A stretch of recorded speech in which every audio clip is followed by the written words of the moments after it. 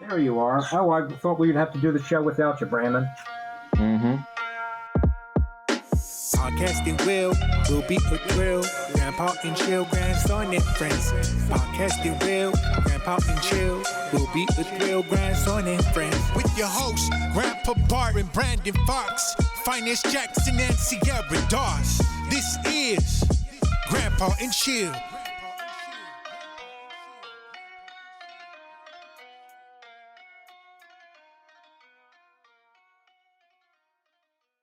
Ready, Grandpa? I'm ready. Ready, willing, and able. Grandpa, I am Brandon Fox, and I'm here today with my amazing millennial co-host, right around my age. Grandpa. Finest waits just so that you can do it. We also got yeah, I know. Grandpa is so young. And then our amazing producer, as always. Also Grandpa. We got 4 grandpas on. I'm gonna be grandpa from now on, and we got some guests today. But first, how are you guys doing? Just great. Yeah, fantastic. That's good. I went rollerblading today. Oh, whoa! Wow. Oh, why do you look so robust? Are they really rollerblades or are they roller skates? No. They're blades. Blade is the 1, 2, 3, 4 in a row, right? It's very difficult. Not good at it. Yeah, you look so healthy. I noticed.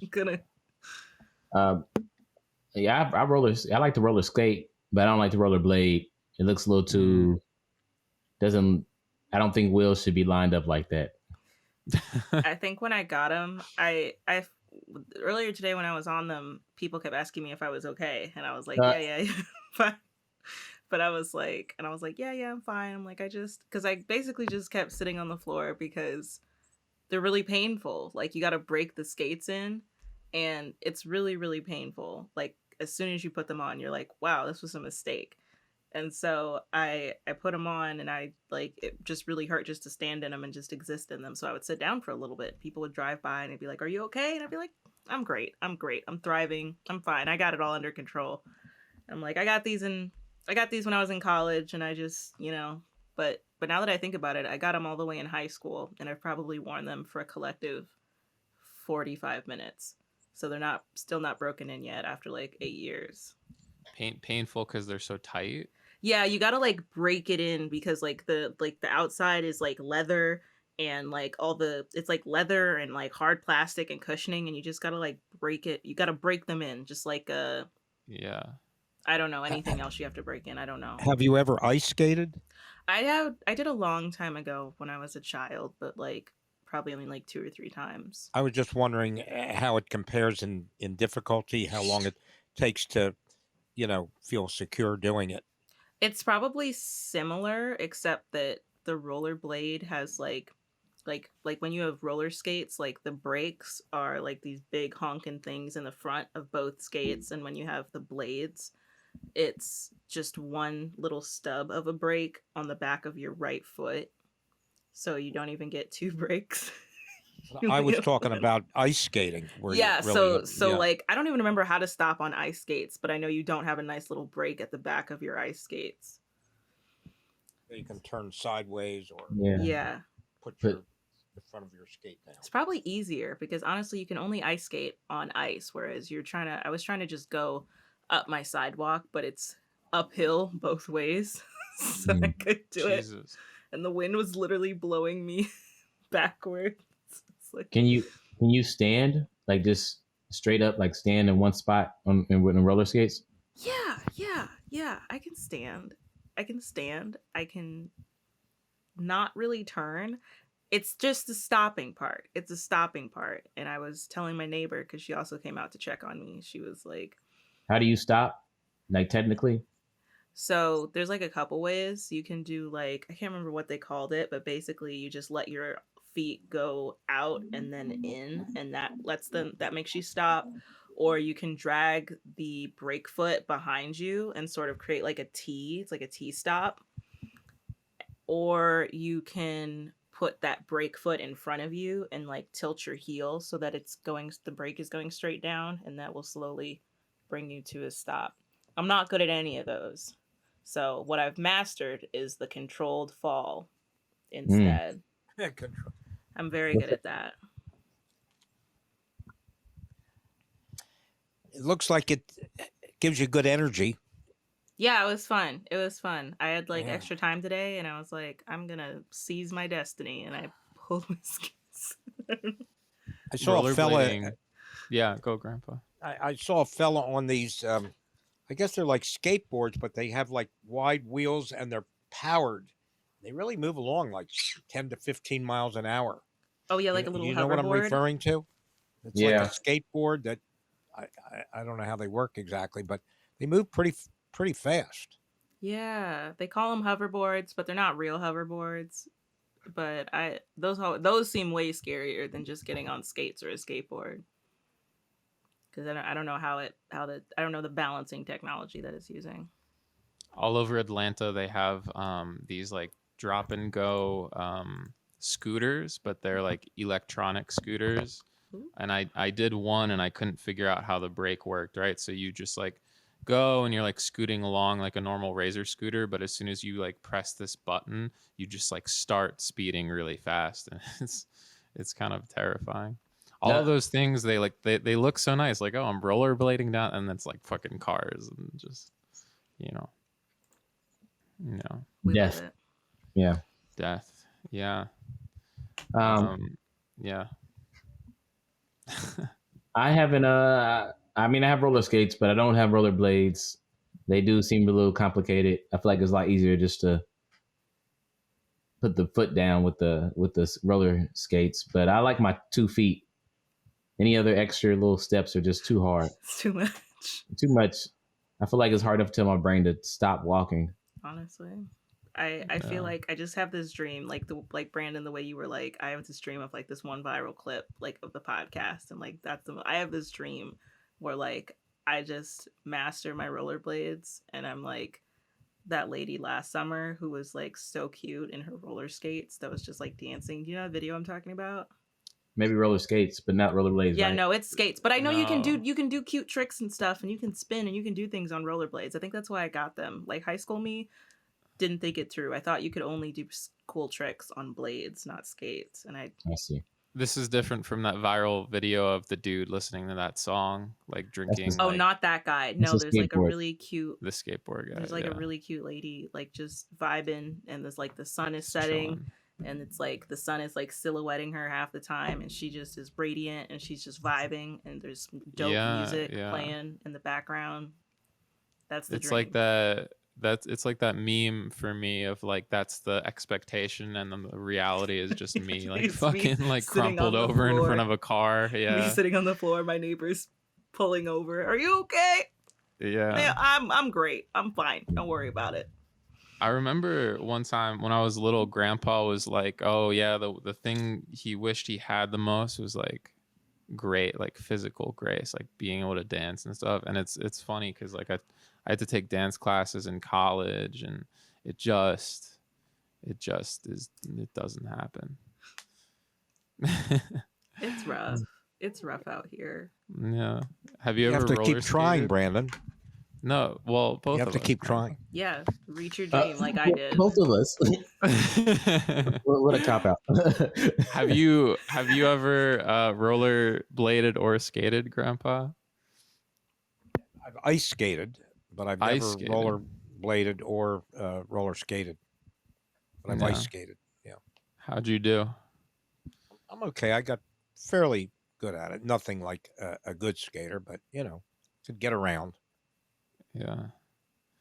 I was really into like skateboard culture in high school, and I never actually really skated, but I had the poster in my dorm, right? You were a Like, that was- groupie. You're a I was skater such a groupie. So what I did was I got a longboard my freshman year. I don't think I've ever told anybody this. And I like practiced in like this hidden alley behind the dorm and just like went from like not being able to do it at all and just like busted my ass every day. And then I got to like mediocre and I was like, fuck yeah. I'm good. Yeah. yeah. You do try. I do try, yes. You're a trier. Yeah. You I'm get a trier. I could see you going out there every day and doing that. Yeah, I would make like little videos, you know those crazy skate videos where people like it's point of view, like they hold the camera and I would do that, but it'd be like from one end of the sidewalk to the other. Like That's me. That was me Oh, today. yeah. It was bad. It was great. I crushed it. I did great. Yeah. All right, we want to get Sunny on here. Hey, I'm so sorry. So I don't know what was happening.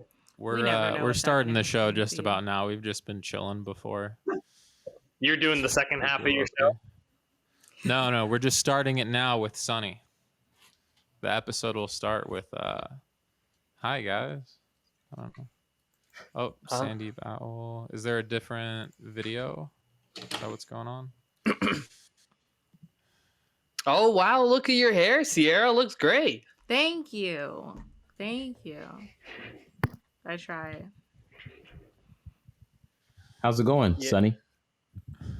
You know what? I did one of the worst things you can do in New York, and that is go in the train that goes in the opposite direction of your apartment until it goes to the very last stop, and you realize that you're supposed to ride it on the complete opposite end. So that's why I got even more late. So I was at the halfway point, right? And then I took it all the way down to Church Avenue, and then I had to take it all the way down to Court Square. Damn. What train is this? The G. Oh, Yeah. The worst. Still sounds like fun. I like trains. Yeah, you know what? It actually wasn't awful. That's I was just sitting there and just kind of like looking on my phone. It wasn't terrible. Yeah. Do you not hate the New York subway system? Well, I don't, because I'm from Indiana and we have no legitimate form of transportation like New York. Yeah. And also, I've been in my apartment for so long that I'm like, hey, whatever, it's a change of scenery. yeah.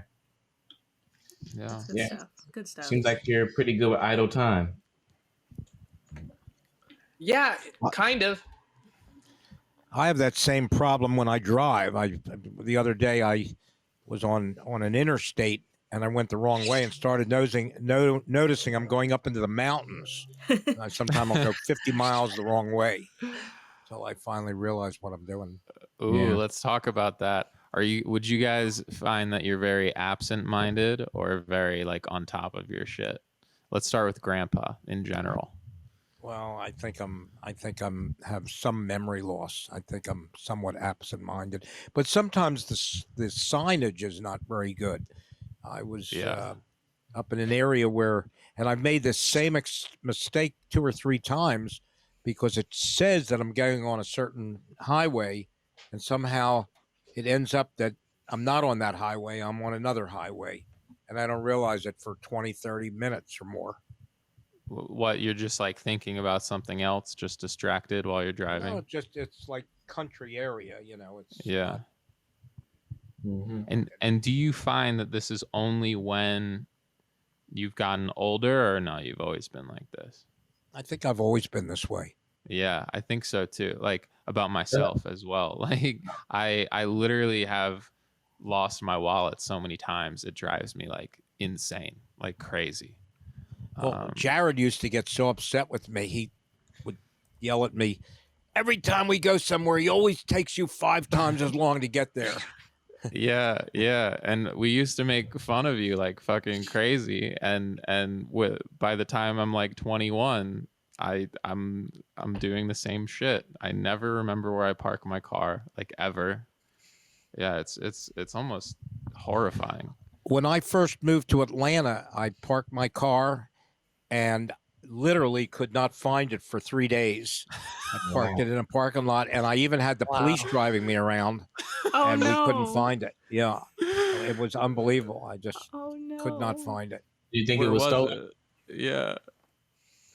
You don't realize when you lose a car in a big city, Yeah. it can be lost. Wait, but did Phines asked you, did you think it was stolen? Because I'm actually curious. I didn't know, but on a Sunday, I walked around in the area that I thought it was in, and I talked to a parking lot attendant and described the area, and he basically knew where it was, and the police department and other people that drove me around, they couldn't find it. Taxi cab driver, but this one parking lot attendant pretty much knew exactly where it was. So, what led you to losing the car? Like you went to a movie? I was on an interview at the time, and I think I was trying to forget what I was doing for whatever reason, and I just, my brain wasn't functioning properly. I do that oftentimes. I'll park a car, even in my parking lot here where I live. I park it. I forget every day where I parked it, and I walk around and Linda gets angry because I think it's up on the upper deck and it's not. It's on the bottom deck, and we're walking around and trying to find it. But just one of those things. But so I guess Sandeep, you had that similar issue with taking the L or subway. What do you call it? The transportation. Yeah, the train. Yeah, well, it was weird because like my friend Shay dropped me off. She's like, "Yeah, this is where you're supposed to go."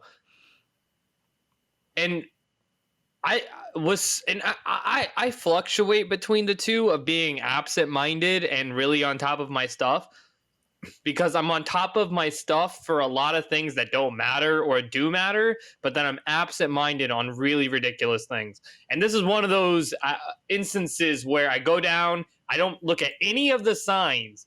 I just get on the train, and I even halfway through, I was like, 12th Street, I don't remember that on the way here. Oh, well. Yeah. Yeah. It's almost scary because I thought a lot of this stuff would just be like, oh, man, it's going to be like really old age. I'm going to get to 70. I'm fucking 25, and it happens to me constantly. I mean, the thing with the New York subway is that's more on the subway. Like a lot of times, like the signage is just so bad, and I'm rushing to get onto one of the trains, and there's two trains coming at the same time. You go left, you go right, and you like hop into one. Mm-hmm. But a lot of the stuff now is just like me being so absent-minded. It's like it's insane. Like a year and a half, 2 years ago, I don't even know why, but I had my car in the city and I was parked on the street in front of my place, and or so I thought, and I was going on a date, and I like had prepared, I made myself look really nice, and I went out to go to my car and drive there, and the car was not there. And I was like, no fucking way. Wow. So I started walking north on the street, and I turned right, and I walked south on the next street, and I just kept zigzagging through, and it took me like 30, 40 minutes, and I was so late. I just had to end up like taking an Uber, which was just like ridiculous because my car was right there. And I was like 40 minutes late. I was in a huge rush. Like the Uber dropped me off. So I like sprinted down, and then I didn't want to take an Uber back. So afterwards, after the dinner, I like biked back on a fucking city bike, and I pull up to my place, and the car is right fucking there. It's like at my front door. Like, and I like when I was looking for it, I wanted to like, I was like, oh my God, it's been like 35 minutes and I can't find my car. What's going on? Like, yeah. Brandon, go ahead. I'm sorry. No. Please. I was just going to ask him why he never introduces me to his dates. Girlfriend. This is like two years ago, Grandpa. That doesn't answer the question. That answer. I didn't know about Linda till after. Well, yeah, I didn't get to meet her till after you were married, Grandpa. What's that? Are you sure about that? Because we went together for a long time before we got married. I know. Even more messed up. One time I went to Bonnaroo, and my friend May had let me his hoodie for the night, and we went out to the concert grounds, and we're having a ball in time, and I lost my friends. I lost my friends as soon as we got there, and then we never found each other again for the rest of the day. That's how Bonnaroo works. These music festivals work. I need the jacket at one point, and I can't find the jacket. I start freaking out. I'm looking everywhere for the jacket for the rest of the day. I'm looking for the jacket. And keep in mind, like, U2 was playing that night. Like, all these other people were playing. So there's a lot of things going on. And then I get back to the campgrounds next morning. I'm like, hey, I lost your jacket, man. I'm really sorry. And he's like, hey, man, that's okay. And then I look over to my left. I'm like, that's the jacket right there. I never even took it with me. Oh, okay. Whoa. That's good. Damn. Yeah. You just go. What about Phines and Sierra? Are you guys on top of your shit or more absent-minded? I'm usually on top of things. Yeah. You don't get lost. I don't go anywhere, so it's hard to get lost.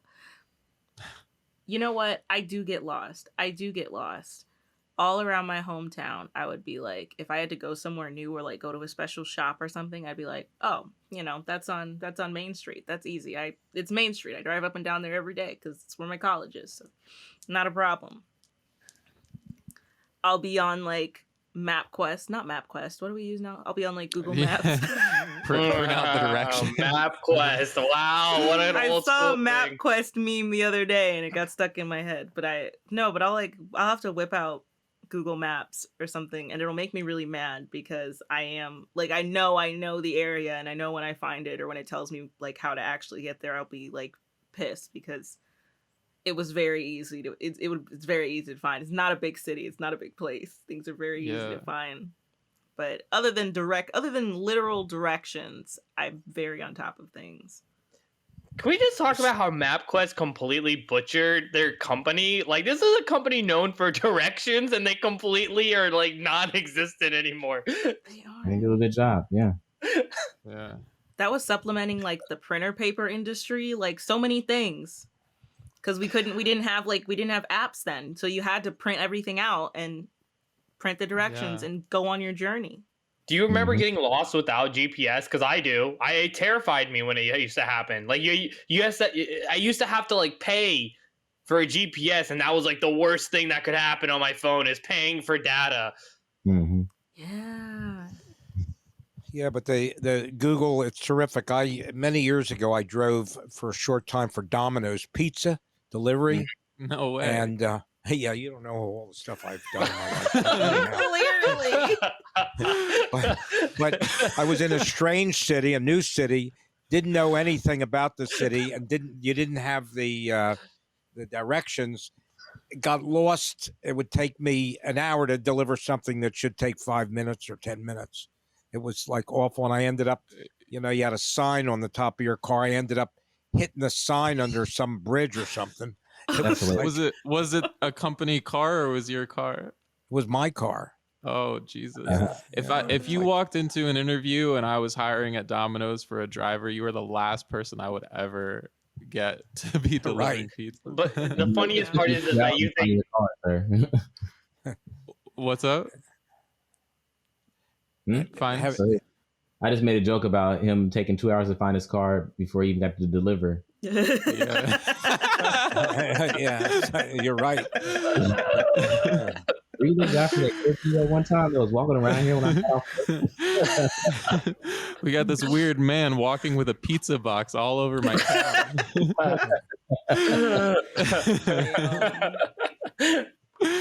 I just love that Brandon thinks that Domino's provides company cars to the delivery drivers. No, there are. What do you mean? There's like literally the blue Domino's pizza cars. Are you thinking of Pizza Hut, maybe? Pizza Hut. Domino's has I don't them too. think any of them Domino's like. has them? Oh. I don't think any of them give out company cars. Maybe leasing them out. Maybe that's no, the they manager. don't Maybe give that's a them out, manager but you get a giant. What do you know about car. pizza companies anyhow, Brandon? I played the lane. I played the founders of Domino's Pizza on TV last week. Stay in your lane. No, so legit. Know your legit, pizza place. Yeah. Well, then, if you just played that character, it's even more embarrassing. You don't know their policies. What do you mean? I don't know their. I'm correct. 5 people are wrong right now. Did not research. And the I role. absolutely no. I don't know if it's proper for me to say this, but Sonny mentioned how nice your hair looks, and you look terrific tonight. Thank you, Sarah. You really do. You look beautiful. You look great. I tried. Yeah. I went to Ulta, made some bad decisions, but it's paying off. We're learning so much. how much effort does it take to put the beads in your hair? I think this took us like 6-ish hours. I just got these beads off of Amazon, and I should have just like not been lazy and physically gone to like the beauty supply store, because these are like for crafts. Well, like all beads are for crafts, but they're so like the hole of the bead is so thin, Oh, and like it's not made for hair at all. So like I wanted thicker braids, but this is the only like width that would fit into the braid. So it was a whole thing, but like maybe like 6 hours.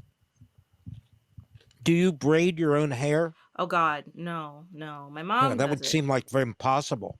My mom does it. My mom's great at doing hair. Oh, and great. She Yeah, always does my hair. Does a great job. Thank you. Mom plug. She's gonna listen and she's gonna be like, Yeah, that's why, like, I see Phines do his hair all the time.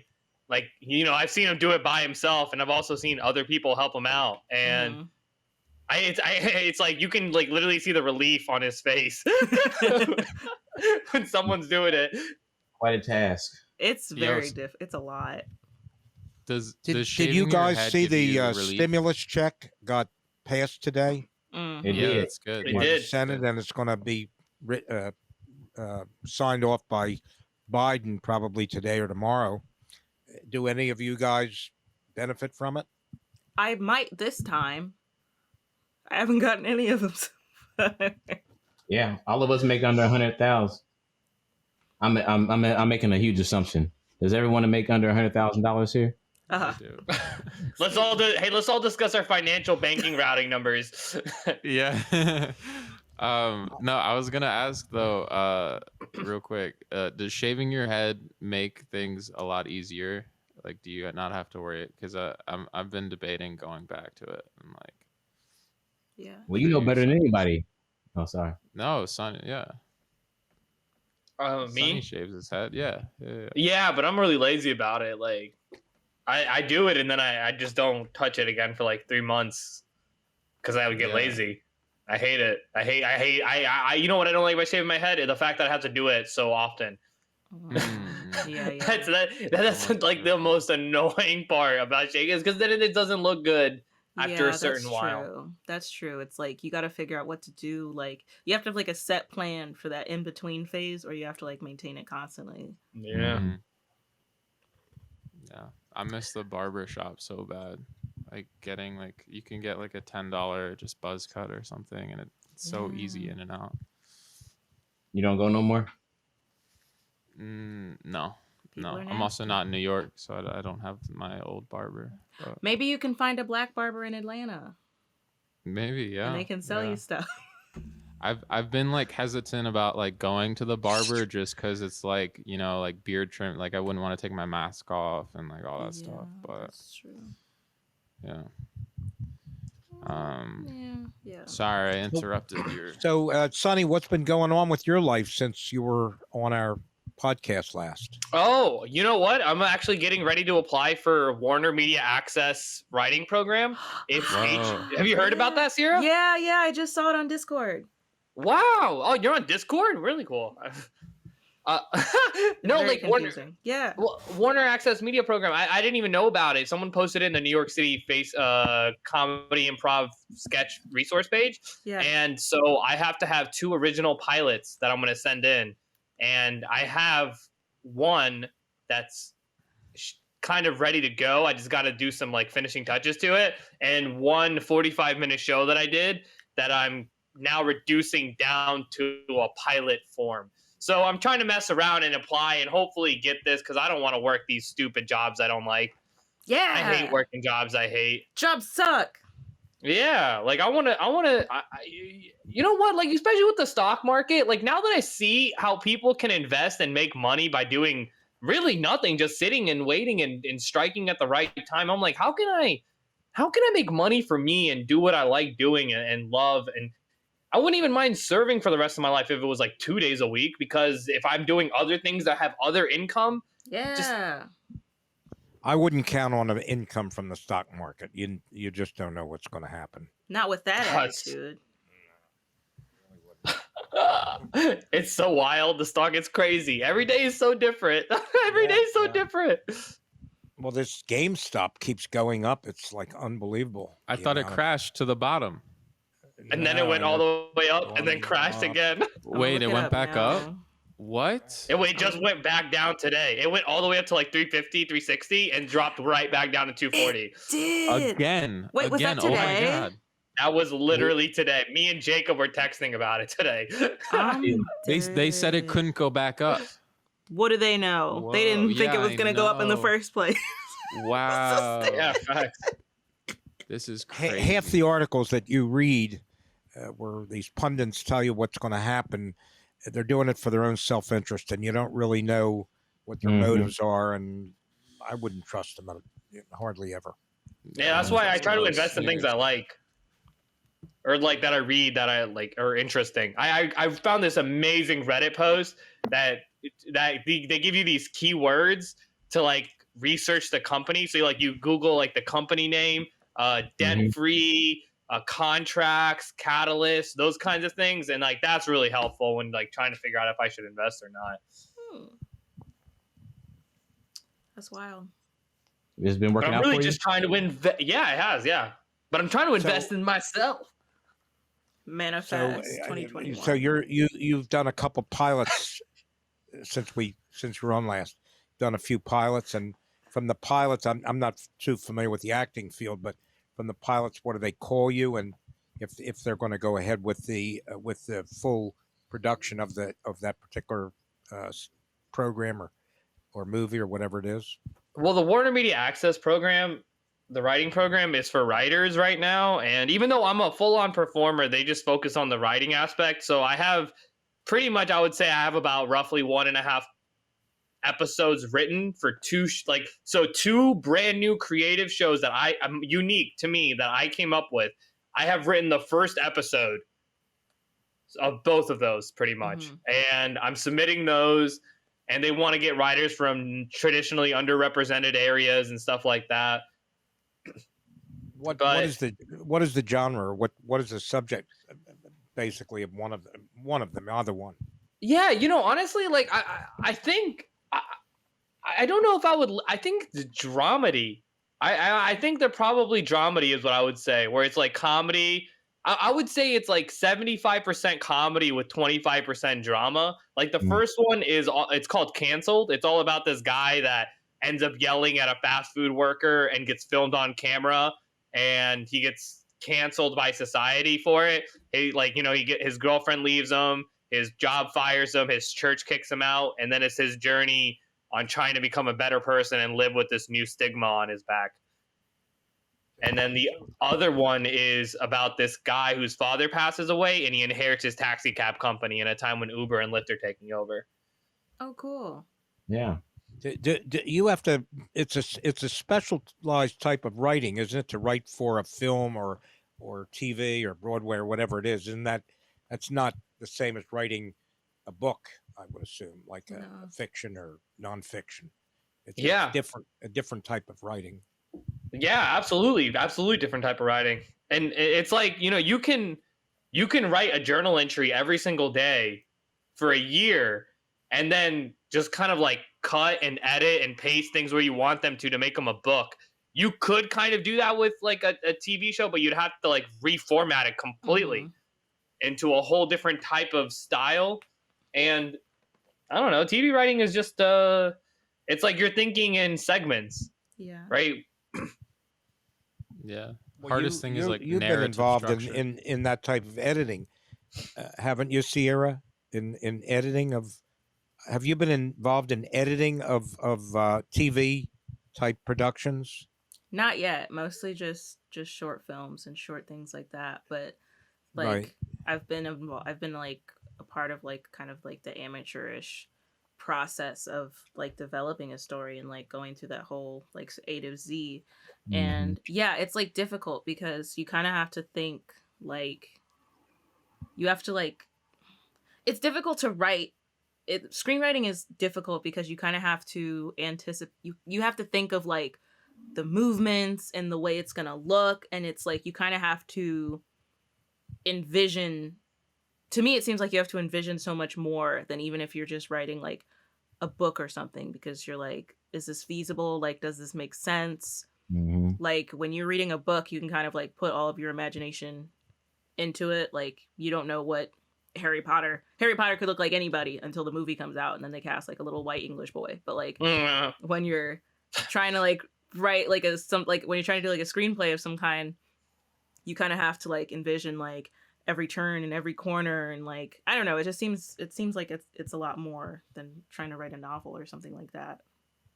Phines, are you involved more now in your artwork or in your acting career? What are you up to right now? I'm more into the artwork. I haven't done any more acting. Yeah. I've been doing. I like my reading. I've been reading a lot, trying to make something out of that. So I've been enjoying my reading with Phines. It's not very good, but I'm enjoying myself. Yeah, so that's all that matters. That's what we love. Learning all the types of folklore and mythology. Oh yeah, about the absent-mindedness. Yeah, I was gonna say I am in a constant. I just think I'm always lost. That just makes it easier. Makes it easier for me to know that I'm always lost. I'm lost so much. I used to get really upset about it and nervous and anxious, but now I'm just like, you know what? If I feel like I'm always lost, then it'd be easy. I just chill out, just relax and be like, I never know where I'm at, so I'm at the right place right now. Right. Yeah, but then other people get upset at you. That's on them. Yeah. I got nothing to do Why with are you late? Why did you lose my jacket? Where's my pizza? Where's my car? I go, you need to stop asking why and be happy with where you at now. Now, can you tell me where that is, please? Because I don't know where I'm at. Yeah. Where's my pizza? Are you still on about? Trey's been on for a while. We can, Sonny, can you stay? I'm gonna get it. I'm actually gonna go ahead. Sorry about that. I forgot which audio I was using. No, I think I'm gonna get off if that's okay. Okay. All right. Yeah. Well, it's good to see Well, you. nice seeing you again, Sonny. Nice seeing you. Come on again. Yeah, good luck on your submission. Yeah, thank you so much. I always have a great time coming onto the podcast, and I really appreciate you inviting me. Later, Thank you. Trey. Bienvenidos al podcast. Perhaps. Is he on the clean feed? Yeah. Hello. How you doing, Trey? What's good? Hello, everyone. Hey, man. All right, You've been Trey. listening for a while, right? Yeah, I've been here. Dude, your background threw me all the way off. San Francisco. Live from San Francisco. Good old Live from outside. Yeah. I've got a beautiful view from my studio. But yeah, I've been here for a little bit. Yeah, we've been just talking about times changing, getting older, being absent-minded or on top of your shit. Well, Very curious where you stand. I am very absent-minded. I actually have ADHD, so my whole life is absent-minded. Yeah. Got you. How's that going for you? It's fun. It's really fun because, like you said, it doesn't happen when I'm driving. Like, I always know where I'm going when I'm driving. But any other time, if you ask me where I'm at, what's going on, couldn't tell you. Yeah. Is it? Do you take after Phines in that, like, you've given up attempting, or are you? No, are absolutely.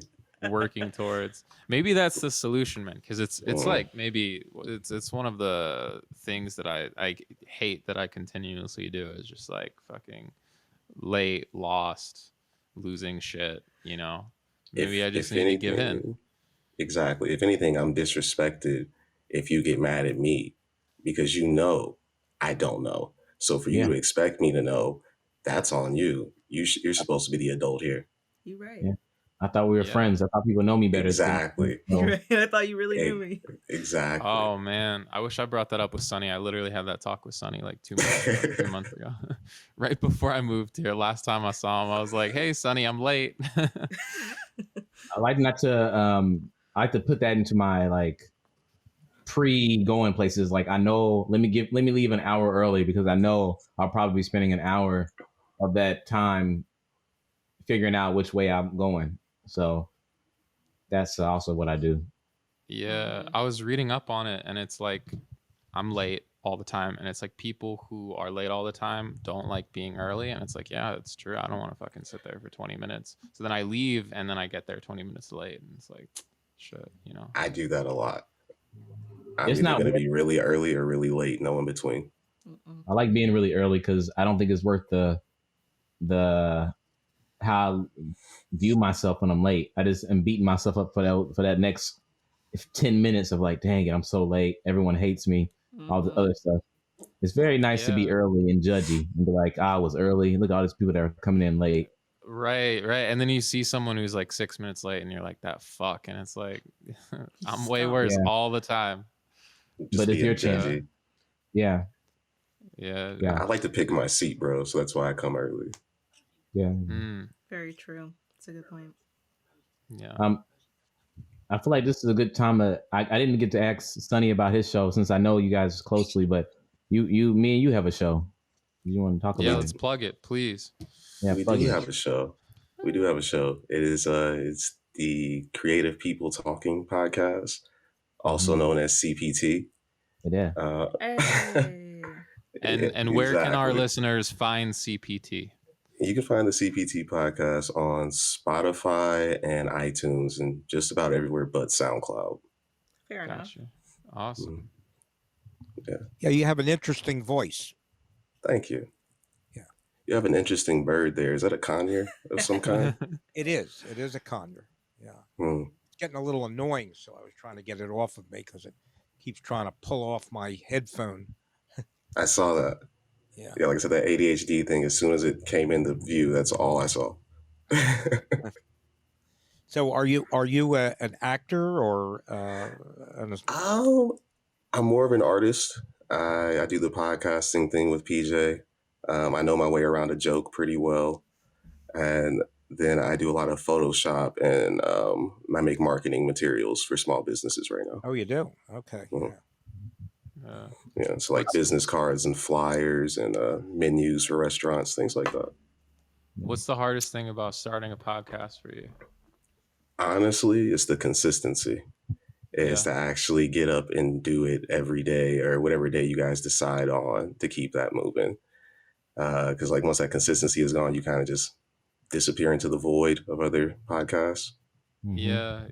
Do you have a particular genre or anything subject that you talk about, or is it all over the place like ours? Yeah. So we try to keep structure in it by reading the 48 Laws of Power. That way there is a conversation each episode, like there is a topic to stay on. But we go so far away from that topic every time. It's great. So yeah. What do you think about the 48 Laws of Power? You got to take it with a grain of salt.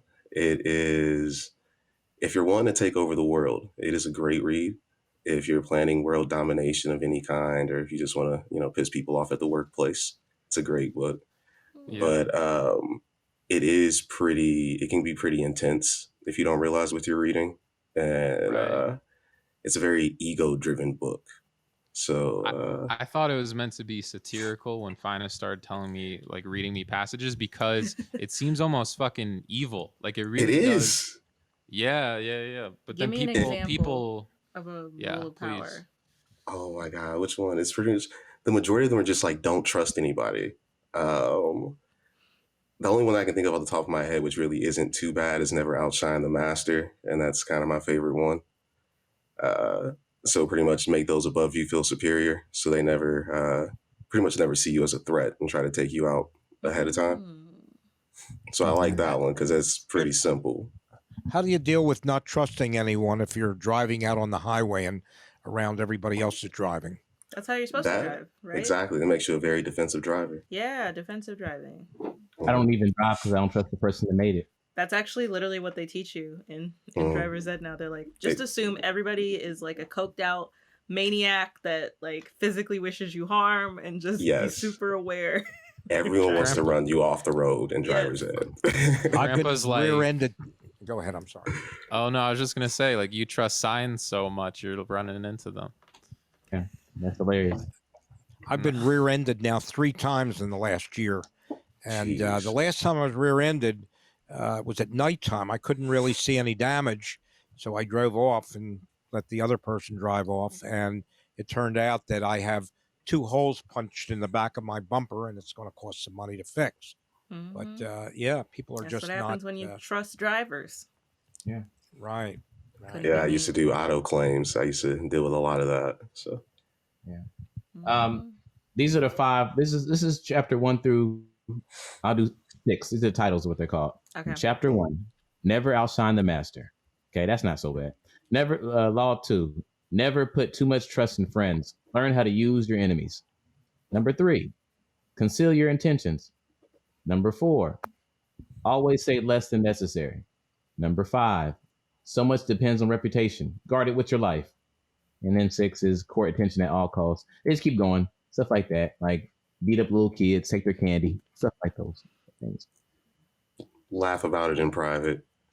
Mm-hmm. What do you think about these laws, Grandpa? Well, I haven't really. I'm not familiar with them, so I can't really have much to say about them unless I read them. And I mean, you just mentioned 5 or 6 of them, but I haven't read the book, or I'm not familiar with it. I would say, isn't it better to be trusting? Like, I think so. I mean, to an extent. I guess, yeah. Yeah, I guess it's like, what's the end goal, right? Power. Yeah, power. But, yeah. Is it like exchanging the power for the happiness? No, you probably can have both. The power makes you happy. There it is. That's something that probably you'd be very interested in, Brandon, because you always wanted me to show you how to hypnose people. Yeah, this is a perfect remember that. Yeah, no, this is his next book is something like that, or something about more manipulation. It's mastery. Yeah. I mean, I'm super interested in like the power of suggestion, but only insofar as like maybe like for play, for fun, not as like a way to live. Well, that's how I use it. To live? No, to be fun, for fun. The pursuit of power is fun, right? It's just I like to play around. So like how you're saying, using it more in a joking way. That's how I play with those. Like get people to argue with themselves and just check out. Yeah. I'm sure following these things probably makes you more money in business and all that kind of stuff, right? Definitely more business savvy. Absolutely. Yeah. So you worked at one time. How do you pronounce your name? Trey. I'm sorry. Yes. When you worked as a kind of like an adjuster, or now let's say you wrote up an estimate for a job, and then could you give a person a check or have a check drawn to them just based on your estimate? So someone else would do the estimate, but I did have the power to cut the checks. So I guess my question is, if an adjuster or whatever gave an estimate to someone for a job, and they cut them a check and they wrote a check, and let's say that they were able to get that work done for a lesser amount of money, are they what is their responsibility, the person receiving that check from the insurance company? So what we do to pretty much avoid that, we go directly to whoever you have it, who you have repairing. We just cut you out of the middle altogether and just go directly with them. Or if we do cut a check, it has both of your names on it. So it's a 2-party check that you guys have to go and cash together. Okay. Yeah, so they make it more complicated so people can't keep the excess because no one's going to give it back. But legally, are they supposed to give it back? No, there's really no way to track that. So if we just gave you a check and you guys were to go cash it, like there's no receipt that would go back and say what you spent it on. Interesting. Did you decide that you didn't like that type of work? Oh, absolutely. It was just terrible. Once the pandemic happened, so I dealt with, like I said, people getting in car accidents. So everyone's already on edge. Now you're on edge and in a car accident. So you're just screaming Bloody Mary and you're just in Costco. Like, relax, bro. Like nothing happened. You just backed out and y'all backed into each other at 5 miles an hour. It's okay. So like people are dying outside and like the whole world is on fire. I don't need this right now. Yeah. Yeah. This is back like at the height of the pandemic, like back in like, April to June of last year. So like, yeah, this is priorities, man. I think this pandemic's making everybody a little bit antsy or crazy. Absolutely. Did we talk about vaccines now that the vaccine is out? We have talked about them, but we can talk about them some more. What's up? I know we talked about like before, like when there was just like a rumor on the winds, we were like, vaccine coming out, you taking it? Like, y'all taking it? Mm-hmm. Right. Hasn't the sentiment changed so much? Yeah, I do plan to take it at some point. I'm not like rushing to get in line for it, but I have family members that are like in healthcare that have had both portions of it. My grandparents have had it now, and no one's grown any extra limbs yet, so I'm okay with it. Yeah. I just got my first vaccination a few days ago. Yeah, how do you feel? I had no reaction whatsoever from it. Great. And what I'm annoyed about is that I think that federally or with the U.S. government, the cutoff age was 65. But in the county that I live in, and I'm not sure if it's a state, I think it's just the county, they made it 75. And my wife is 73. She's going to turn 74 shortly. And she can't get a vaccination, even though she's had situations in her health that make it important that she get that vaccination, certain types of pulmonary situations. Yeah. And I've tried everything, and you can't get through to anyone that can help with that so far. Raggedy. Yeah. I think it's weird how, like, when it first came out, I feel like at least half the people are like, I'm not fucking taking it first. There was like this level of fear, and now almost everybody's like, get me that fucking vaccine. Like, please let this be over. Yeah. I've changed my tune. I'm definitely going to get it. Yeah. When I saw the rich people getting it, I was like, oh, okay, that's fine. That's fine. Well, they wouldn't get it. They wouldn't get it if it wasn't that. They'd be like, oh, no, I'll take my hydroxychloroquine, or I'll keep my stem cell antibiotics, Yeah. But, they're all getting it, so. See, I think differently for rich people. I feel like they would take it because they have the money to fix anything that would come about afterwards. Yeah. Well, how do you feel about it, Phines, as far as getting a vaccination? At first I was a little iffy about it because of all the time it takes to get a vaccine created and all those numbers and all that. But then I listened to a bunch of science podcasts and listened to a bunch of information about it, and I feel like the reason why it happened so quickly that we got it is because there were so many patients to grab it from. It's not like one of the diseases where it's kind of hard to find a mixed bag of people. And when you got a billion people, have it, so it makes it a lot easier to get the vaccine. So that kind of squashed that question.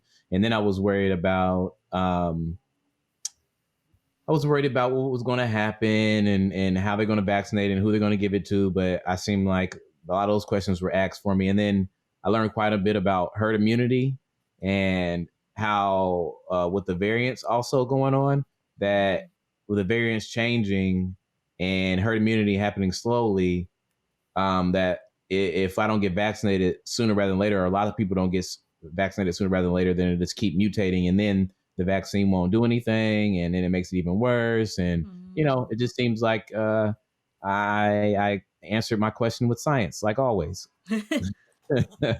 Yeah. I have a nephew who was just got out of the hospital. He was in for like 3 weeks because of COVID, and he's doing better now. But his wife is a doctor and a veterinarian, and she thinks it's terrific that they've been able to develop these drugs in 1 year or in less than 1 year, and he also pointed out to me that when they first had COVID, there was the chances of dying or very serious complications were very high, and now almost no one dies. And well, not almost no one, but the rate of death has gone down substantially, considerably. So they're making a lot of progress with it. Was that the family member? I remember Mom talking about it, that like might have not made it if this was like a year ago in March. No, this is just recent. He just got out of the hospital a couple of days ago. But No, they were he telling was me- born with a congenital heart problem too. Yeah, but It's like my for sister's example, son. if he got it 10 months ago, maybe he wouldn't have made it because the medicine wasn't as good, and the way Very that they've possibly. been treating it. Yeah, Right. very Yeah. possibly. Yeah. That's So that's wild. another reason the deaths are getting so much lower, is because they've just gotten better at it. Yeah, and I we're didn't mean to put everybody to sleep. No, No. no, it's just I thought it was interesting, because I'm getting my vaccine. Yeah. Gotta I have it. think Phines, that you were. I think I remember you saying in previous podcasts that you weren't going to get it, or you were going to wait. Who, me? Or am I wrong about that? Yeah. No, you were not wrong. And then I was like, I changed my mind because of science. Science. When do you think we're gonna get it? My age? Yeah, Us? 20 something. So I don't know when y'all are gonna get it. Well, if you got pre-existing health In the issues summer. and you also work anywhere that's around people, you can get it fairly soon because you're an essential worker.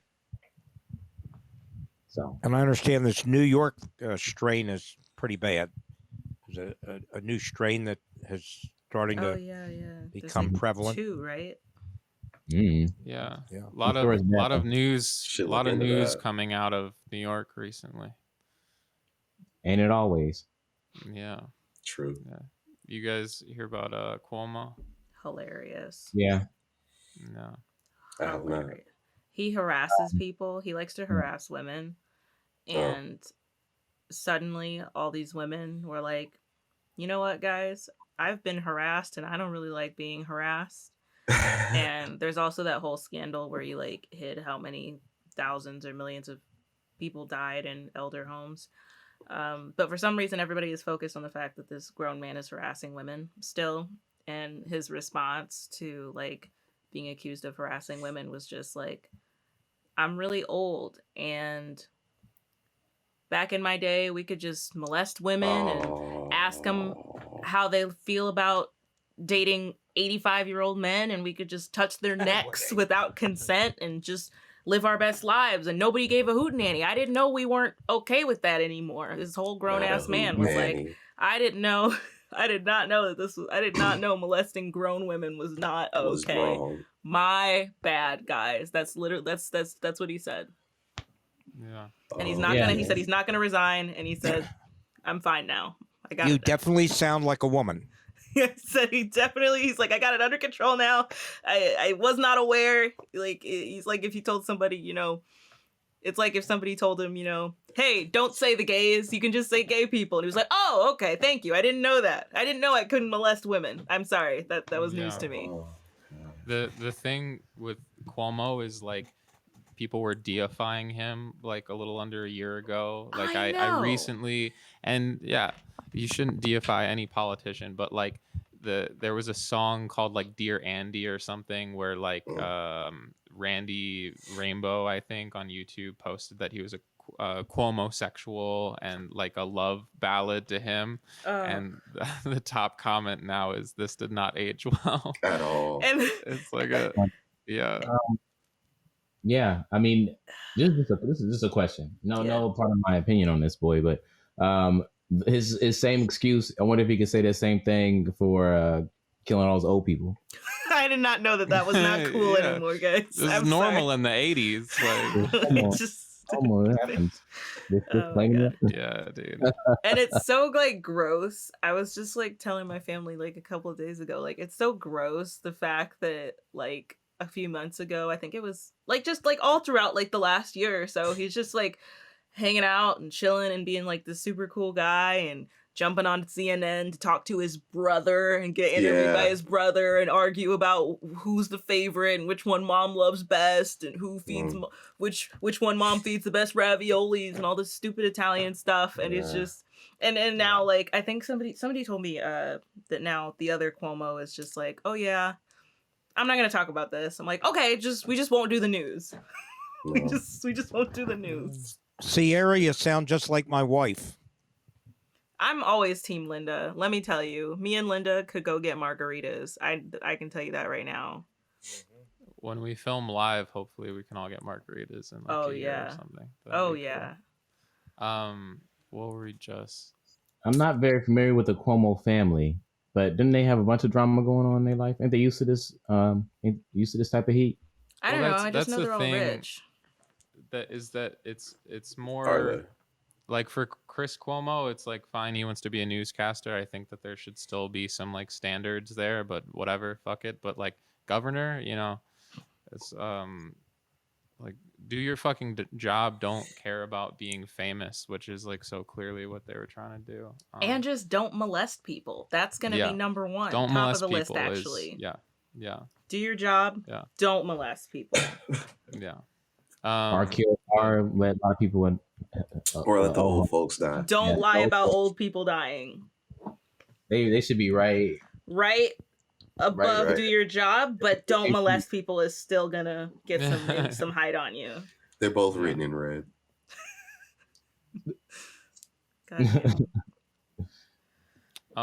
Yo, Trey, you want to stay on while we invite Jacob up? Sure. Yo. Cool. We can get a little party going. Jacob's been listening for like 20 minutes. Might be heard. Welcome. Can you hear us, Jacob? Yes, I can hear you. Can you hear me? Yes. I think so, yeah. Hello, Jacob. What's up, everybody? Hi, Jacob. How you doing? Doing well. Just got home from soccer practice. Took my puppy out. Ooh, wait, what kind of puppy? What? The best I have a little husky. His name is Dakota. He's 5 months old. I got him like two weekends ago. Aww. He's a handful. Yay! That sounds great. He's a handful. This is my first pet I've ever had. Really? Mm-hmm. He's as small as he's a handful. Yeah, he's a handful. He's about as big as your dog. My dog is more than one handful. He has two handfuls. Yeah, Shapiro is quite a handful. He's like he's not as bad. No, Shapiro's not nearly perfect. as bad as. Yeah, Shapiro's good. Shapiro's He's perfect. good. This I know. Dakota here is he's a running all over the place. Too. Yeah, I was. I know that some of the big reasons why I'm such good friends with you two is because you're animal lovers. I know Trey knows a lot about dogs, and this is your first dog. Well, not your first dog, but how do you feel? I got bit or Yeah. scratched. You know, so that's like that's kind of like when you go to prison, right? And you got to get your first shank in when you're serving that lifetime service. You know, prison sentence, That was right? just a flesh. You got to pay your dues. You know. I see. So have you shanked him back? He has not. Have I what? Sang to him? He hasn't started singing yet. Shank. No. Shanked. Oh, shanked him. No, have you been you know. You got to a certain dominance. Dominance thing. You gotta put. Yeah, you gotta bite that ear, bro. Just get right in there and get a mouthful of ear. I used to slap my dogs all the time. They had to come. They're asking for it constantly. You gotta wrestle him down to the ground and bite him. I still playing toothbrushes and look at Shapiro just so he knows. I might have been his nails, honestly. who knows? I can make excuses. This is what happens when you're in abusive relationships. Yeah, You make excuses for the other. like he didn't mean it. Yeah. So how do you feel He being? didn't really mean to do it. You know, he was just He trying still to play. loves you. You still He gonna still feed? loves me. Yeah, right. I made a mistake. That's terrible. It was my hand in his mouth. It was really my fault. Exactly, Trey. No. That's just how he expresses his love. That's it. And I knew that. Yeah. I sit down. Look at him. Look at him. He's trying to bite at my leg right now. I want to see. Yeah, pick him up. That personality coming out. Because he wants me to play with him. He was just in it. So I work from home, so he's really not in a cage at all. Yeah. Come here. Ow. Let me get something. All right. While he's running around, Trey, you know quite a bit about the animals as well. Oh, wait, never mind. There he is. Oh, whoa, he's bigger so big. Dang. Yeah. He's more than a handful. Bro, he's Look at definitely him. grown. Dang, look how big the thing A got. week since I've seen Jesus. Bro, you could. He you looks could do like he squats could with like that pull you dog. on a sled or Bro. something. You need to get into That's what I'm weight saying. training He's like, He looks like a that DJ. dog. Hold on. DJ I won't be able to hear you guys. I'm gonna put my headphone down. Check out his paws. Wow. Oh. For all our audio listeners, it's a beautiful husky. It's a big old puppy. Jesus. And he's so big. More than a Yo. handful. Pick him up. I saw that dog about a week ago. He's almost twice the size now. Yeah. That's so crazy. Puppies Bro, grow you so need, to fast. do, you need to do weight training with that dog. Just lift him up. You talking Yeah, about yeah, knee weight yeah. train? Yeah, you could just do. You could do lifts. You could do crunches. You could do squats. Maybe I can train him, and our trick would be he sits on my back while I do push-ups. Yes. Yeah. Yeah. You'd Maybe so get him on my swole. maybe get him on my shoulders, you know, and then do That's the those first squats. thing I'd do if I had a big dog. If he'll sit still for I'd you. be like, "You're gonna work for me. You're gonna make this worth it for Man. both of us." That's cute. But this is very good birth control. Hell yeah. I will say that. That's my first dog. Mhm. I'm not as lonely, which is good. So Yeah. but he's a handful. He's a handful. First dog ever, or just since you've been a kid? I've never had any pets really. Well, I had a cat, so I guess that counts, right? Mhm. But I never really had a dog. I had a dog that was like an old dog that was inherited to me, and then we gave him away at some point in time to family in the South. But yeah, that's my first dog, like my dog. Yeah. I did it on a whim. I just went to the shop and was like, I want a dog. I got it. It's the best time Especially to get a dog. if you like live alone, it's like, oh my god, yes, you finally have company. Yeah, I do live alone. Jacob, That's what it. do you like to be called? Do you have a nickname or Jacob. just Jacob? Jacob or Coach. I get called Coach Jacob quite a bit. How long have you been growing your beard? I don't know if I can remember how long it's been. It's been quite a while, probably, 3 years. 3 years or so, at least, minimum. Nice. I've never shaved my face, Grandpa. I never learned how to use a razor. So once it started coming in, it just kept coming. So how far are you going to let it grow? Well, I'm a little nervous to go to a barber shop Well, he with doesn't the have a whole choice. COVID He thing. doesn't know how to shave it. Yeah. Well, I can use a clippers or some nonsense like that, right? Yeah. But honestly, whenever I'm not lazy enough to go to the barber shop and have somebody do it for me, is when I'll go back. My hair comes about to my rib cage on my head. Wow, What? crazy. What are you about to say, Brandon? Oh, just like Yeah. what are the things that people don't think about that you have to deal with because your beard's so fucking long? Soup and cereal. Soup and cereal is the hardest to eat. Anything that has drippage is like, it's like, Oh. you gotta, Oh my gotta god! pull that Yeah, back. or and when everything. when you lean down to go to the bowl, does it ever just fucking go like all up in there? No, because I pull it back. Have You you know? tried? Okay. Have you tried like a hair tie or like a headband to just like bind For my it? beard, I have a little bit, but then it doesn't look good. Then later on when I take it off, this here, it looks a lot better when it's, shampooed and whatnot. Yeah. But, And you This say is a you've couple never days. shaved. You've never yeah, Yeah, never had a shave. Not like with a razor. Not myself. Not me personally. I went to a barber shop, but once facial hair got here, it was there. It hasn't left. That's wild. Do you guys shampoo your beard? Oh yeah, you buy this. It's can we do sponsors? Shout out to Jack Black. Jack Black's shampoo, beard shampoo. They're the ones that hooked me up. You know, maybe they That's can. That's funny. He's our top listener.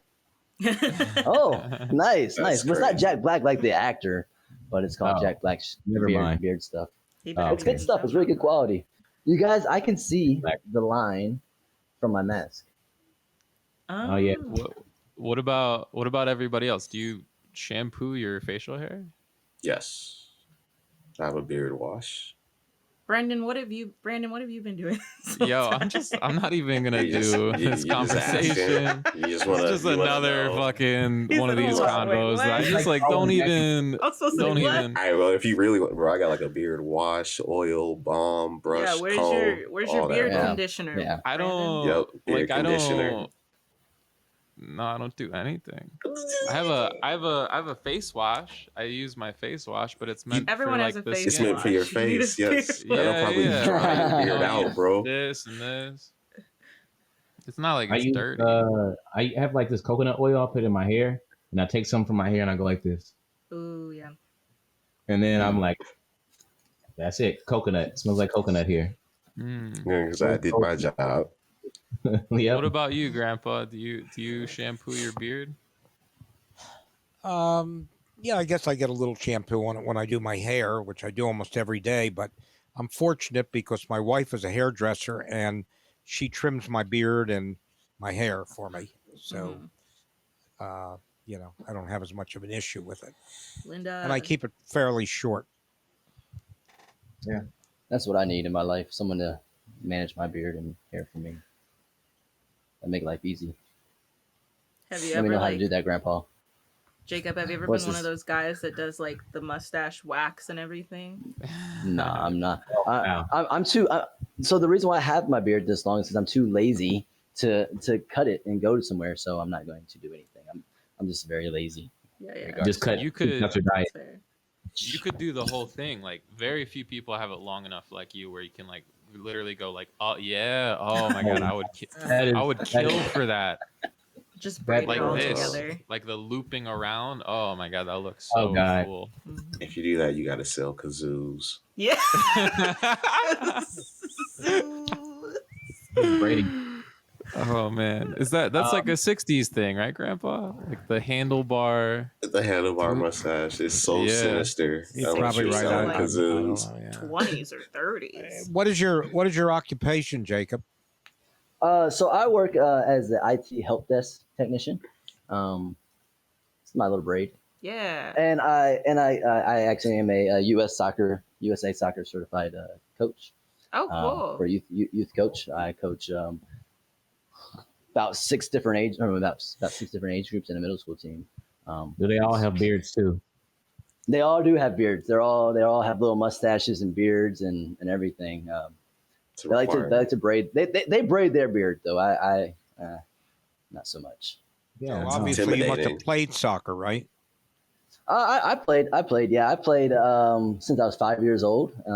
I didn't get to play as much as I wanted to as as a child. I didn't get to play in like the leagues that I play in, which is competitive, or coaching, which is competitively. So the reason why I am involved with this is so that way I can go out there and help those kids that have that opportunity that I didn't get to have. So it's nice. It's very fun. It's very fun. It's a blast. I can't live life without it. Nice. Do you run any of the marathons? Me? No. Not me. I spend all my time either coaching soccer or just sitting around relaxing or working, unfortunately. I know they have a really, really long marathon in New York. Do any of you guys ever run that one? It's like 17 miles or something like that in New York. I don't the Boston Marathon? No, it's New York. He said it was New York. I don't run unless I'm trying to beat someone at a sport, but like I don't do it for. I guess I could run if I wanted to beat them in the race, but I don't see I'm not a big runner. No, I like to run if it's like basketball or something else, but I think just running for fun is not very fun. Did you ever run, sure. Grandpa? Were you ever a runner? No, I'm not a very good runner, but my daughters were runners. I have two of my daughters enjoyed running. In Nice. fact, very important to them. But no, I never did much running. Oh, nice. I got a question for Jacob. Yes. Jacob, what got you into coaching and making it something that you couldn't do without? The fact that I wanted to be able to help kids that were in a situation that I was in, where maybe they couldn't get to certain levels or have that extra push to them, so that way they can get to where they need to be.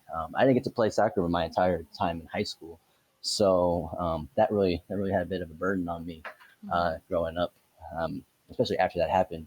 And so being able to let kids know, even if you don't come from where you can be able to play competitively or anything like that, you could still do it. And as long as people believe in you, that's really what matters for these kids. So I just want to be a voice of inspiration for them. Nice. How have you been going so far? Do you feel like you're doing very successful? Are you? They keep giving me more teams. I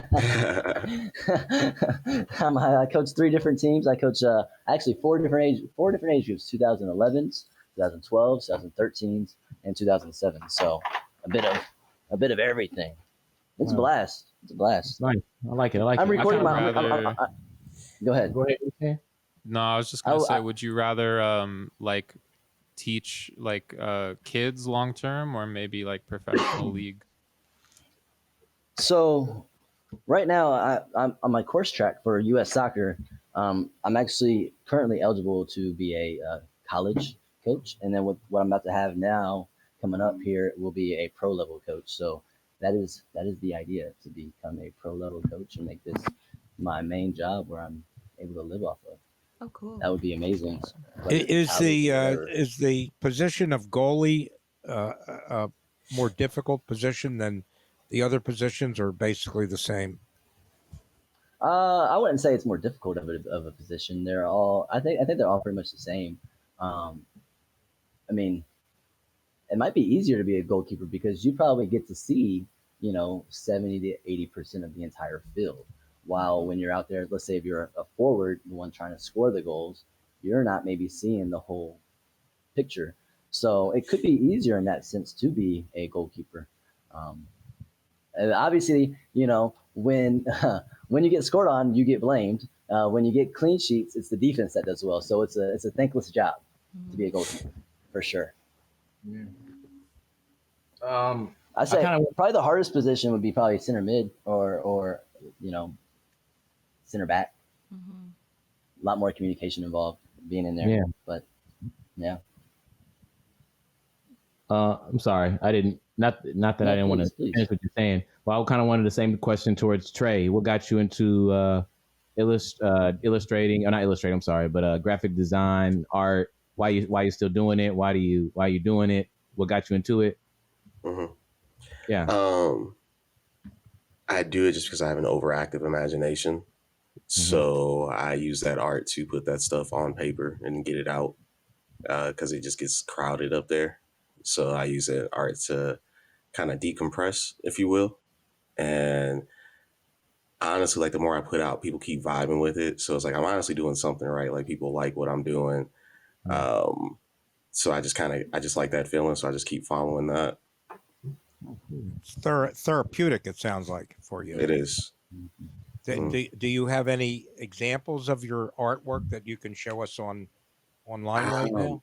I don't, because it's like all on my computer, unless I'm able to share my screen. But I feel like that would be complicated. But I've seen some work that Phines has done. Terrific cartoonish characters. Yes, Phines is one hell of an artist. I can't draw my way out of a bag right now. So I'm like reteaching myself how to draw at the moment so that I can add on to the art. Because right now Photoshop is just really, it's like a collage maker at the end of the day. I have to take other people's images and doctor them and, turn them into other things, but it's still other images. I'd rather make my own. Mm-hmm. Yeah. This is way off topic, but since I have for not. I have so many of my friends in this chat right now that in this podcast that I know personally, but I just learned about friendship and how it works and what it is, and basically like the long and short of it is just being witness to the person and being like in their presence and letting them be in your presence and kind of accept them for who they are and kind of stick around. So I just wanted to hear Brandon's and all y'all's opinions on friendship and what it means to you. And I love you guys. Love you too. Thank you. Phines. Thanks. Yeah, it's Love nice you to too, have PJ. friends. I personally don't have very many friends, but it's nice to have friends in your life. Yeah. Do you feel like being in like just someone is being there and witnessing you is that a good friend to you? Like, does someone being there like, hey, and hanging around and like not getting tired of you? Do you like that? Well, really haven't had myself. I really haven't had too much of that situation in my life, other than with my wife or a girlfriend or whatever. But it is nice to have somebody that listens to you and takes an interest in your life. Mm-hmm. You're very friendly, Grandpa. Why do you think you haven't had, or you don't have too many friends? I'm kind of a loner myself in some respects. Mm-hmm. I enjoy peace of mind. Mm-hmm. Whatever that. What about you, Brandon? I'm interested in hearing about what you think about friendship and friends. You know what's crazy, Phines, is I just like let go of a friend like maybe 3 days ago. Not that they know, but there's someone who I basically like I basically had been making an effort for the last 4 or 5 years to like keep in touch, and I find that like when I was in high school and then when I was in college, like those two situations really lend themselves to like, all right, these are my groups of people and I have to be around them all day. So it's super easy to maintain friendships. Then you leave high school or you leave college or you leave, let's say, a work situation. It's like the people I was really close to at that time, you have to like work to like have them be a part of your life, and I had this friend who, we just like called, basically had a couple hour conversation, and I have always been the one that's like been like, how are you doing, happy birthday, et cetera, et cetera, et cetera, et cetera, and like never whatever. And I was like, oh, cool, like I'm just not gonna like the last it was mostly talking about him, and it was just like me being interested in his life, and it's like what's the point, people just like drift apart. And then I was talking to somebody else, and we went through like, we just randomly talking about like all of the friends that I still have from each period in my life. And let's say if it was like 20 people in college that I would like talk to every single day and chill with, and what now it's like 2 or 3, because it's so difficult. I'm curious what Jacob and Trey think. I know you guys have like a very solid friend group from high school almost, right? And for me, that's very interesting because even longer than that. I think me and Trey been knowing each other since like about the first grade. Yeah, first grade or kindergarten, somewhere in there. Wow. Yeah, it is kind of weird. You know what, Trey? It is a good question to be like, how do you stay friends with someone for so long? Even though, like, I live in New York now, so we don't even know each other. Well, technology helps. Discord, Xbox, mutual love for Pokemon. Yeah, Pokemon. Yeah. And then like giving each other space, because like we don't talk. We go through periods of not talking. That's just life. But yeah, I'd say now since the pandemic, we've made more of an effort to stay in touch. Like, you move to New York, you're in New York, you're doing shit in New York, bro. Mm-hmm. It is what it is. You got to adjust, and all this coming from cornfields to adjusting to a big city. Like it is what it is, bro. So is that a part of it that you're from Indiana as well? Mm-hmm. That you guys grew up in like a smaller town type of situation? I wouldn't even say small, because when we talked to you guys, our high school was bigger than most of yours. Yeah, like our graduating class was 1,200 kids. Oh, our freshman class, when we came in, we were at least 1,500 strong. So it was about 2,000 almost. Damn. So yeah. Yeah. we live in a big city. It's just like, it's not New York. It's very populated. It's just not New York. Yeah. It's suburban, it's where people come back to move and to raise a family. We're like the only city in the state. What about you, Jacob? What do you think about why y'all have this group together and friends over the years? So what I will say is that I think everybody that you consider in this friend group is a friend from a friend for me. Even Phines is a friend of a friend. Is how it originally kind of started off in a bit. So none of the people who I actually would have had as friends as a child, or I even know anymore. Everybody I know is through secondhand. We love you too. So we weren't your first choice. How does it feel being second hand, guys? That's why I have right now. So that's what I have. No, well, that's what I have. That's what I got a puppy for, because I don't have any friends on my friends. A lot of my friends moved away. But no, what I mean by that is, I was hanging out with other people, and then mutually we all came closer together. Mainly through PJ. Yeah. Sierra, Me. do you keep friendship with people for that you've known for a long time? I have a few, maybe like I'm kind of like with Brandon. Like I feel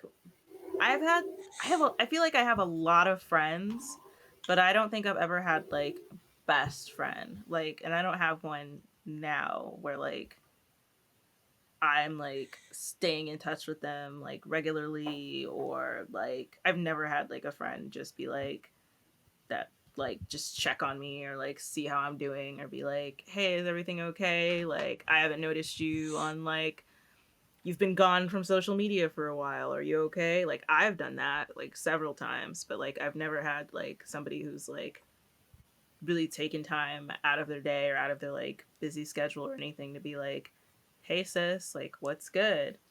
And it's like I don't know why. It's just like it's just hard. But I've had a lot of friends, and I've had a lot of like good friends, but I kind of like agree with Brandon where I've had like groups of friends and like chapters of my life, but they don't really like, a lot of friends don't carry on. Some of them do.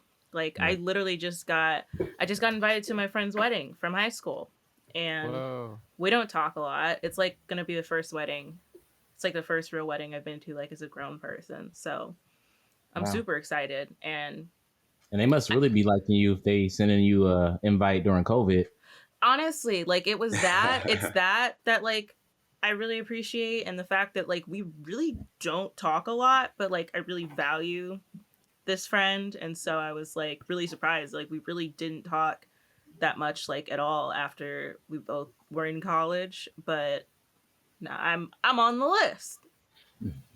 So I I agree with Sierra where it's like my like best friend. It's like the person I know from 10 years ago that messages me 3 times a year. And I'm like, oh shit, they're checking on me 3 fucking times a year. Like keeping it going, Yeah. So, what if I were to just text you on your birthday every year? Is that appropriate? Just tell you happy birthday, and that's the only time you heard from me? And then vice versa? I'm all right, but that's nice. I got a couple friends like that, actually. Is that your, let's say somebody you've known for 10 years, is that your friend, even though that's the only conversation you've had with them for the past half a decade was happy birthday? Yeah. Well, what are you supposed to do? Like if you live in different cities or even different countries, like you can't schedule a play date every other week, like you're that's when grown. like texting would be like so great, because you're like, I'm taking the time and we're in different time zones, and I know at one point, you're gonna get back to me, because at some point I'm gonna get back to you. He is loving that toy. Yeah, that's Jacob's new dog. Not Rosie, guys, for everybody. Not listening. Rosie, not Shapiro. Yeah. Jacob dipped. I mean, it's interesting, right? Because we're only in our 20s, and Grandpa, I'm sure you've had friends from your childhood, right? Like, what's the... Yeah, I had a fella who grew up next door to me. And in fact, he just mentioned to me the other day that we've known each other a long time. And we're we're close friends. I wouldn't say close, but we're friends. He's a excellent musician, and we'll probably maybe do a few things together, recording and whatever. But I don't really have a lot of friends from my childhood. I should have kept friendships. I realize it now, but I just moved from one situation to another, moved around the country a lot, and I had friends in camp and friends in school and friends in the neighborhood, and two of my closest friends both have passed away like 10 years ago. So I really don't have any real close friends other than this one particular individual. And then, of course, you know, you have your cousins and your siblings and whatever. Yeah. Yeah. I was gonna say something on what. Sorry, I'm sorry, Brendan. No, You go, please. On what Jacob was saying about like the person you say like happy birthday to every year. I don't consider that a friend so much. So also don't. I think the people I consider friends are, even though, because I don't really text that much or keep in touch. I mean, y'all know I don't really keep in touch with y'all very often. But I think when we talk, it's like back to normal. And then that's what I consider a friend. Like it doesn't matter where I'm at in life, we can sit there and have like a 2-hour conversation is when I'm like, oh, you're a friend. Because, we don't keep in touch or nothing, but the relationship hasn't really diminished any much. I think when I'm just sending happy birthdays, I don't know. It's like, I don't even know who you are besides maybe your age. And I don't even know if I know that. I'm just saying happy birthday. That's true. I'm just a calendar notification, that you put in when you first got your iPhone when we were in high school, and you just never changed your calendar. Is that a friend? Really? Just Facebook, bro. Yeah. But if I can sit there and have a conversation, then we're friends. I was talking about this. I literally had a friend I talked to last night. Hold for Jacob. Like we were saying, he was like, he's trying to make new friends. It's weird. I talked about this yesterday, but he's trying to make new friends in his late 20s because he feels like he's grown so much as a person. And every time he hangs out with his old friends, they bring him back to this place, or they never see him as anything other than like that person that he was at the time, Mm-hmm. And I completely agree with that. Like someone from early college that I knew, like every time I hang out with one of them, like I'm like, oh, I'm just fucking 18 and dumb, and like, they see me as this way. Yeah. You guys find that? Yeah. I've had that problem. I switched my friend group out a lot. Like PJ and them are just like legacy friends. But by the way, I go by PJ in Indiana, everyone. Oh, my bad. Phines. I'm sorry. It's just Phines, yeah. It just feels like the Discord. My bad. So perfect example, right? PJ. Yeah. So my bad. Yeah, Phines. My bad. It's official names. Sorry, Jacob. PJ too. I'm like, no, who's PJ? My bad, bro. But like Phines and Jake, I've known for at least 15 plus years. And that's like maybe a group of 10 to 15 people. Outside of them, I don't have too many friends that I've made recently. Maybe like 3 or 4 in the past like 5 years. Yeah. It's just like not on the top to-do list of making friends right now. Well, I got a question for you, Brandon. Again, on that question you were asking about like outgrowing your friends, is that same way? Like, what about your family? Because like my friends, you can pick. Yeah, I don't talk to anybody from my family. That's my favorite family because I picked y'all. Can you like get a new family? Well, I mean, that makes me think of something else, which I'll get to. But I think, yes, you do need to. I don't think it's a matter of cutting out, but like avoiding the toxic behavior from people in your life that are related to you. You get a lot better at just like, I think either avoiding or shutting that out.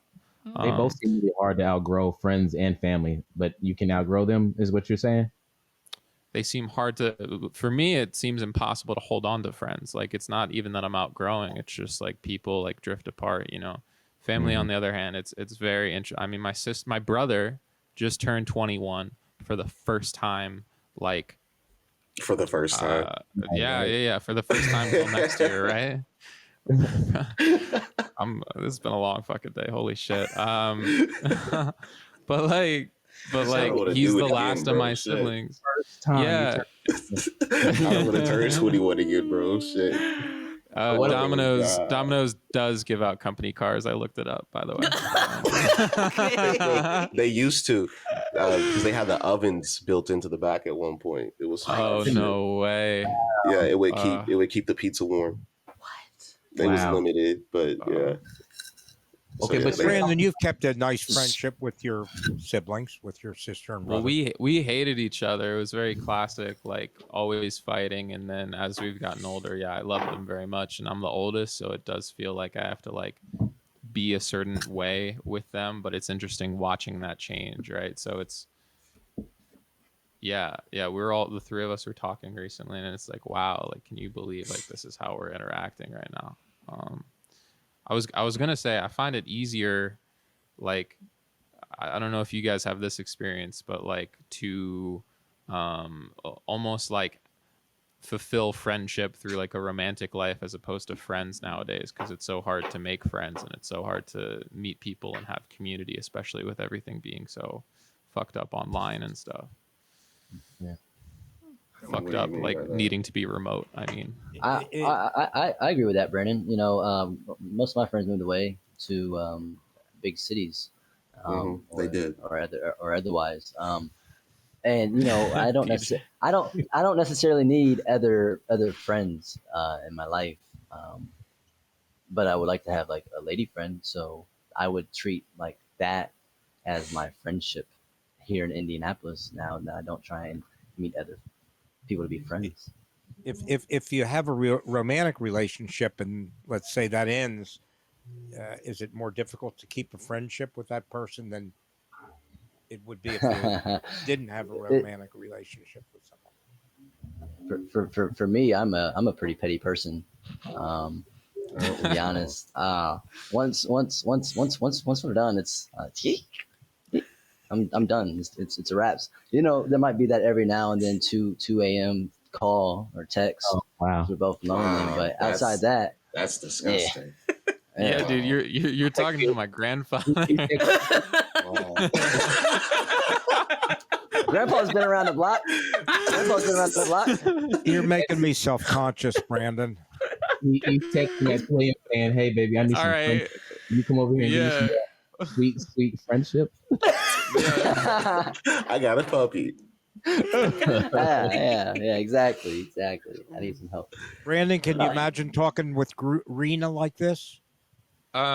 Nini just yells at me. I'm just gonna Nini, my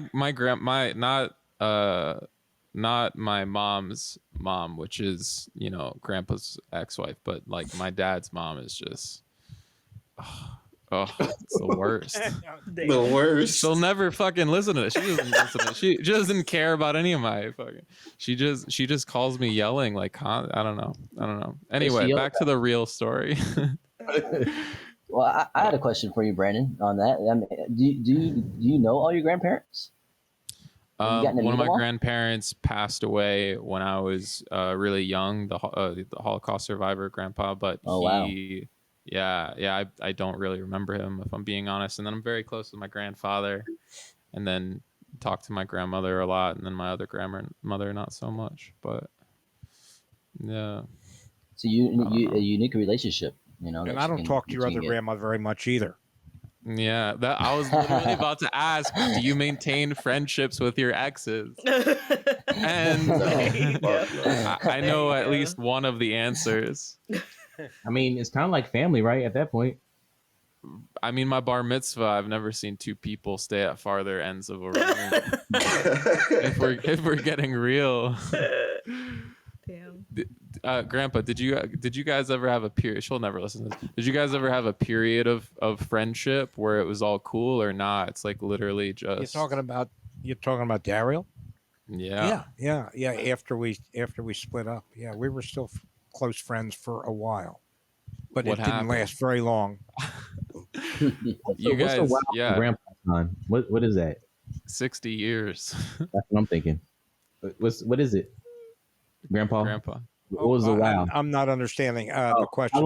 How long is a wow to you? Like how long when you say you were friends How with her? long was that wow. brief Well, friendship? we were friends for probably, after we split up, probably for I'm going to say 6 months or a year. Oh, okay. Probably a year or maybe even longer. But And it was all what my what fault. happened? What happened in the last 55 years? Well, I don't want to get into my personal divorce relationship. I don't think it's intelligent for me to do that. Sure. Especially when it's being recorded. Don't need nothing traceable.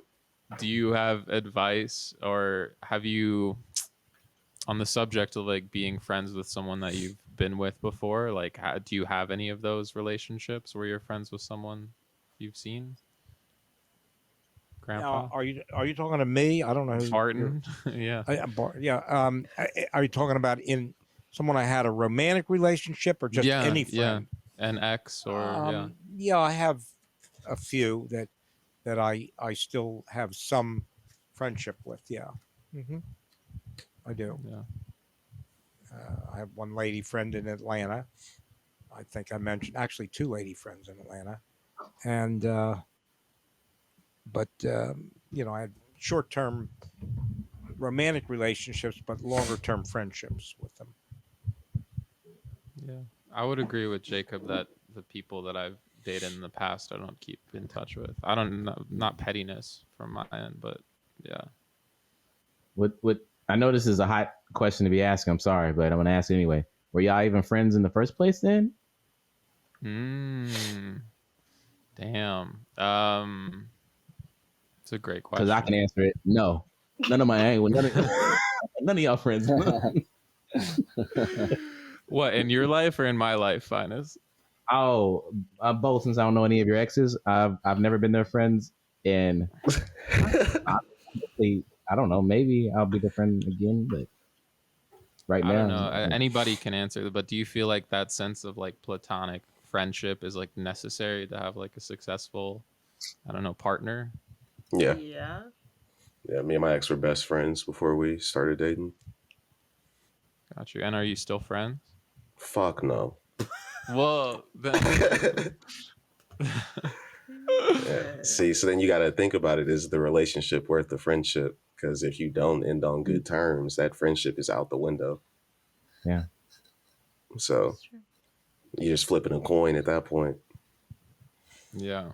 Yeah, and things are generally when you're young, things get more emotional than when you get old. As far as somebody that you've been involved in a romantic relationship. When you get older, you're not as, your libido's not as high. You're a different person to a large degree. So you can have still maintain a nice relationship, I think. So you really could have those 2 a.m. text messages about sweet friendship. Friendship. Friendship. Right. Oh my god. There's a chance out there for me after all. You texted me at 2 a.m. It's friendship. Oh god. It's about friendship. So that's advice to anybody who's listening in the near future. If someone's texting you at 2 a.m., they're not your friend. They're not. They're your best friend. Not true. They're your best friend. Yeah.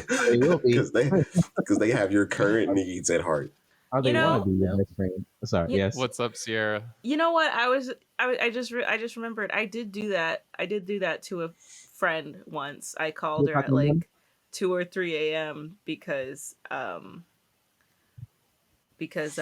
local politician had just been like exposed, and I like was still I was like scrolling like late at night, and it was like we used to always like meme and make fun of this guy, and I saw him like headlining in the news, and it was absolutely ridiculous, and I like immediately called her, and she was like, hello? I was like, it's gonna be worth it, okay? Just know starting I would not call you right now if it wasn't deathly important. And then we stayed on the phone for like an hour.